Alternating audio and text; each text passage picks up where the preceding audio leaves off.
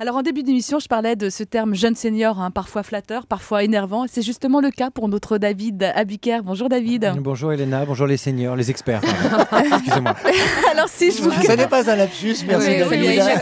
Si je vous catalogue, vous David, de jeune senior, ça vous agace? Oui, ça m'énerve parce que j'ai 42 ans, donc dans 3 ans j'en aurai 45, je vais rentrer dans la catégorie des jeunes seniors, donc il est fort probable que chez Europe 1, on me dise « Mon senior, il est l'heure d'être remplacé, l'heure de te retirer, l'heure de t'inscrire à Pôle emploi ».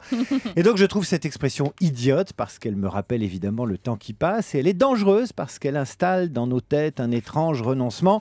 Moi, c'est ce que j'appelle le Munich de l'emploi, tout simplement, le Munich de l'emploi des seniors. Je la trouve idiote parce qu'il y a toujours autour de moi plein de jeunes cadres de 25 ans qui ont l'air d'avoir 70 ans, et dans leur tête en tout cas, et plein de femmes cougars efficaces qui ont l'air d'en avoir 25. Allez savoir pourquoi. Des noms, je veux des noms. Elena Morna par exemple. Allez. Alors ça m'énerve aussi. Trop facile. Ça m'énerve aussi. Et là je vais être un peu plus sérieux parce que ce mot jeune senior, c'est l'un des piliers de l'hypocrisie française. D'un côté on vous dit jeune senior, c'est merveilleux, c'est le plus bel âge de la vie, vraiment t'as un boulevard devant toi. Et puis de l'autre côté les recruteurs vous disent vous avez 45 ans, vous fumez?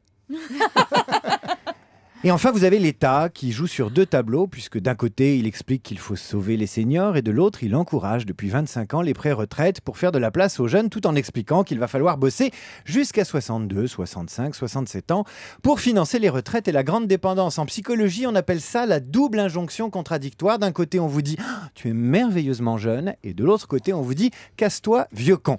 Donc, face à une société qui marche sur la tête, il n'y a qu'une possibilité, c'est évidemment, enfin plusieurs, il y en a une, en tout cas, c'est mentir sur son âge. Par exemple, moi, sur Facebook, j'ai 28 ans depuis 5 ou 6 ans et je m'en porte très bien. D'ailleurs, j'ai 28 ans tous les ans. Ça, c'est la première option. Et puis, il y a une deuxième option. Il y a une deuxième option qui consiste à faire un calcul sociologique, démographique. C'est que le jeune est en voie de disparition. En France, en tout cas, le jeune est en voie de disparition. Aujourd'hui, le jeune français disparaît soit en prison à cause de l'insécurité dont il est évidemment responsable, soit il part à l'étranger où en période de crise, les recruteurs embauchent davantage que la France quand elle est en période de croissance. C'est bon à noter les jeunes. Choisissez le Canada. Donc à tous les jeunes seniors et à toutes les senioritas, je conseille la patience. Dans une dizaine d'années, ou dans une vingtaine d'années, vu la démographie, il n'y aura plus un jeune français sur le marché de l'emploi en France. Et donc les seniors seront les rois du pétrole. Et vous pourrez m'appeler, moi, en tout cas, le seigneur des annonces.